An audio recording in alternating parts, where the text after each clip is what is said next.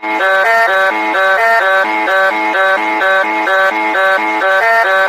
urgent message is a broadcast from the Federal Republic of Germany. Please pay attention once again. This urgent message is a broadcast from the Federal Republic of Germany. Please pay attention.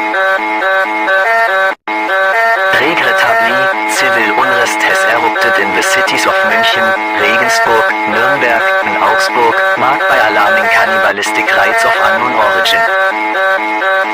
Our military is actively addressing the situation, with riot police compelled to withdraw due to the police stations getting overrun by the cannibals.